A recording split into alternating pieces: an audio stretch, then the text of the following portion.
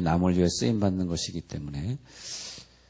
자, 우리들은 어떤 인생의 목표가 있는데 그 목표가 이제 하나님의 목표와 같아지는 거죠. 그래서 하나님의 목표는 한 인생을 구원하시고자 아들을 보내사, 그러니까 아들을 보냈다는 것은 아들을 처음부터 보낸 건 아니고 선지자들을 보내고 뭐 다른 종들을 보내고 훌륭한 왕들을 보냈는데 변화되지 않으니까 결국에는 자기 아들까지 보내신 사랑이죠. 아들을 먼저 보낸 건 아니에요. 참다 못해서 하나님의 인내를 어떻게 표현했냐 하니까 자기 아들까지 주신 사랑이다. 그렇게 하는 것입니다. 그러니까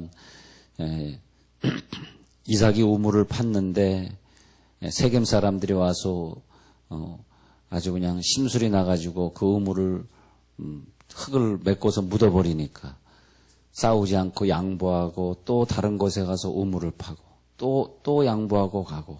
이삭이 어떻게 그런 힘이 있었을까 하면은 하나님이 이삭을 끝까지 사랑해 주신 그 사랑 때문이 아니겠는가. 그래서 아들까지 주신 사랑이 우리 가운데 있다면 우리는 직장에서 항상 웃으면서 그 사람에게 친절히 대할 수 있는 그런 직원이 될 수 있지 않을까.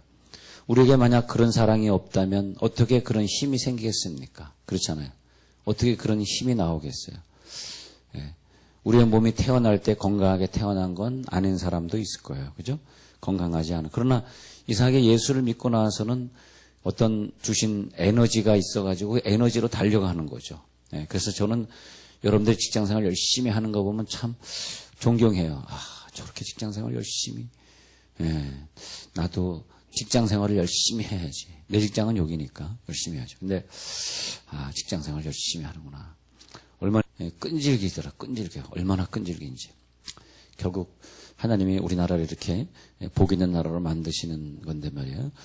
역사에 누가 좀 이름을 남겼다, 좀 존경을 받았다 하는 탐험가라든지 발명가라든지 과학자라든지 뭐 예술 분야라든지 어떤 분야이든지 보면 그 인생의 노정에서 여러 차례 실패를 경험하고 아주 무서운 질병도 경험하고 그렇지만은 그 극한 한계를 자기가 통과해내고 끝까지 목표를 향해서 끈질기게 달려가서 자기의 삶에 결국은 목표를 이룬 사람들, 끝까지 포기하지 아니하고 그 성공의 고지에 다다른 사람들의 이름이 그 명장의 자리에 올라가게 되는 거죠. 노아 웹스터라는 사람이 있었는데 그 사람은 사전을 만드는데 오랜 세월 실패했는데 20년 이상 돼서야 책 한 권을 만들게 됐는데 그것이 웹스터 딕셔너리라고 하는 그 유명한 미국 사전이 된 것입니다. 로버트 피어리라고 하는 사람은 23년간 도전을 합니다. 실패하고 도전을 해가지고 결국 1900년 4월 6일에 북극에 도착해서 그 산을 점령하게 되면서 유명한 사람이 됩니다. 가수면서도 작곡가였던 얼빙 베를린이라고 하는 사람은 처음 노래를 작곡해가지고 고작 23센트를 받았지만 그러나 그걸 포기하지 아니하고 계속 작곡을 해가지고 세계에서 최고 유명한 작곡가가 되었다는 것이죠.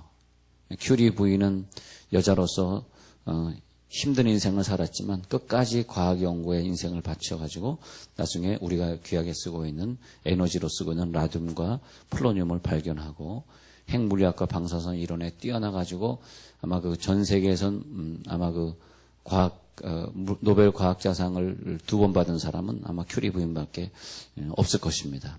우리에게 그런 장애물이 있는데 그 장애물을 끝까지 딛고 일어서는 목사가. 근데 목사가 안 들라 그러면 길은 한 가지야. 전도왕이 돼야 돼. 아니면 나중에 인생에 낙심이 되고 후회가 되고. 이번에도 2가지 장례를 가면서 돌아가시는 분의 특징을 보면 말이에요. 다 비슷해요. 내가 많이 못 먹어서 후회가 된다. 그런 사람 별로 없어요. 내가 뭐 많이 못 벌어서, 돈을 많이 못 벌어서 내가 후회가 된다. 늘 임종하는 사람들 많이 만나잖아요. 그러면 많이 못 벌어서 후회가 된다. 그런 사람도 별로 없는데 이제 뭐 이런 경우들이 있어요. 내가 열심히 믿을 걸, 그거 있고요. 열심히 믿을 걸. 나도 목사님처럼 목회나 했으면 내가 그냥 직장생활 얼미어서 하나님 나를 목사로 원래 어렸을 때 불렀었는데 그런 사람이 있고 그 다음에 또 뭐 하냐면 좀 사랑하고 살 걸. 내가 이렇게 암 걸려서 갑자기 죽을 줄이야 알았습니까, 목사님? 내가 좀 더 사랑할 걸. 다 하지 못한 사랑. 좀 끝까지 사랑할 걸. 그런 사람들이 있더라고요. 좀 더 사랑할 걸. 오늘 성경에 보면은 하나님께서 우리들에게 주시는 말씀은 오늘 이 연초의 신년 예배에 두려워하는 마음을 주시는 것이 아니라 사랑이다, 사랑. 능력과 사랑, 절제.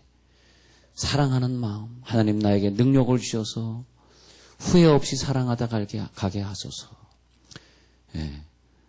군대 가서야, 내가 짜장면 그때 곱빼기로 먹을 걸. 군대 가서 뭐 하냐 그러면 하다가 군대 생활 마친대.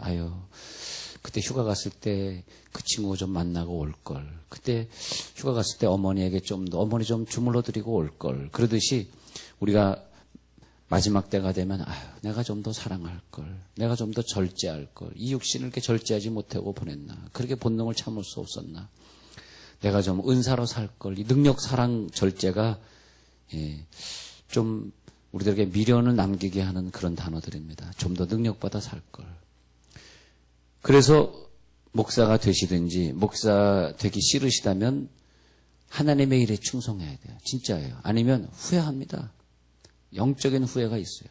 그래서 보통 60 넘으신 제대로 된 신앙생활을 하시는 분들 보면은 목숨 걸고 신앙생활을 하죠. 여기서 우리 교회에서 60 넘으신 분들 열심히 하는 거 보십시오. 정말 목숨 걸고 하잖아요. 뭐 아무 대가도 바라지 않고 하잖아요. 왜? 천국에 믿어지니까 그런 거죠. 그런 거죠. 그냥 하여튼 우리가 죽음 앞에 서면은 뭔가 후회되는 게 있는 것 같아요. 이 아이가 좀 뭘 했으면 좋았을 텐데, 뭘 했으면 좋았을 텐데. 근데 우리 교회, 제가 목회하던 교회에 왔던 박희영 전도사님은 정말 후회가 없는 삶을 살았던 것 같아요. 5대 양육대를 다니면서 마음껏 집사지만은, 집사로서 마음껏 간증 다니고, 여러분, 절대 어떤 순간에 후회하지 마시기 바랍니다. 후회하는 생을 살지 마시고. 그래서 저는 좋아하는 찬송 중에서 목사님 제일 좋아하는 찬송이 무엇이에요? 그러면 저는 찬송가가 이게 있습니다. 이 찬송가인데 여기 보면은 저 영광 빛난 곳을 주 허락했으니 그 허락하신 곳을 늘 사모합니다. 끝까지 쉬지 않고 주 따라가리니 주 넓은 사랑으로 늘 인도하소서. 여기서 보면 끝까지 쉬지 않고 주 따라가리니. 난 이게 마음에 들더라고요. 끝까지 쉬지 않고 주 따라가리니. 끝까지 쉬지 않고. 제가 몇 년 전에 베트남에 가서 교회를 갔다가 개척하고, 제가 개척한 건 아니지만 거기에 이제 헌금을 드리고 거기에 봉헌 예배를 드리고 온 기억이 나는데, 하나님 불모지였던 베트남에 우리가 교회를 세웠다는 게 얼마나 감격스러웠던지, 하나님 끝까지 이 전 세계의 교회를 개척하고 세우고 하는 일을 끝까지 쉬지 않고 행하게 하옵소서. 끝까지 쉬지 않고 주 따라가리니 주 넓은 사랑으로 늘 인도하소서. 그래서 끝이라는 단어가 이 찬송은 많이 나와요. 이 세상 끝날까지 주 섬겨 살리니 내 친구 되신 주여 늘 함께 하소서. 나 주를 따를 때 주 약속하신 것 그 영광 중에 모두 이루어 주소서. 3절은 더 뭐 있어. 이 세상 온갖 시험 내 마음을 흔들고 저 악한 원수들이 안팎에 있으나 주 나를 돌보시사 내 방패 되시고 내 옆에 계신 것을 내 옆에 계신 것을 늘 알게 하소서. 여러분 후회 없으신 연말까지 달려가면 좋겠는데요. 한 번도 실패하지 않는 것은 새로운 일을 전혀 하지 않았다는 말이다. 우디 앨런 영화감독. 한 번도 실패하지 않았다는 사람은 아무것도. 교회 일을 하는 거 보면요. 교회 일 열심히 하는 사람이 욕먹고 시험 들지 아무것도 안 하고 집에 있는 사람은 욕먹을 일도 없고 시험 들 일도 없습니다. 작년도에 목사님 제가 시험 들렸어요. 작년도에 내가 힘들어서 욕먹었어요. 왜 나만 욕해요? 라고 하는 말은 뭡니까? 내가 작년도에 뭔가 했어요. 그런 뜻이죠. 뭔가 했어요. 괴테는 말합니다. 세상에는 아무것도 하지 않는 까닭에 실수도 전혀 하지 않는 사람이 있다. 예. 그런 말을 합니다. 실패한 기억이 없다면 아무것도 하지 않았다는 것을 말하는 것이죠. 그래서 하나님은 항상 어떤 사람을 부르실 때 한 번 부르시면 끝까지 그를 부르시고 마치 탕자가 집에 돌아오기를 끝까지 기다리시는 것처럼 자, 기드온을 부르셨어요. 기드온을 부르니까 기드온이 왜 저를 부르십니까? 그러니까 기드온은 작은 자라고 생각했는데 하나님이 그에게 큰 용사요. 제가 왜 큰 용사예요? 저건 작은 자인데. 그건 하나님의 사랑에서 나온 단어예요. 진짜 그가 큰 용사이기 때문에 그런 건 아니죠. 큰 용사요 부르니까 저를 큰 용사로 부르지 마세요. 그러니까 야, 내가 너를 이 나라를 위해서 보내리라. 네가 주의를 해야 된다라고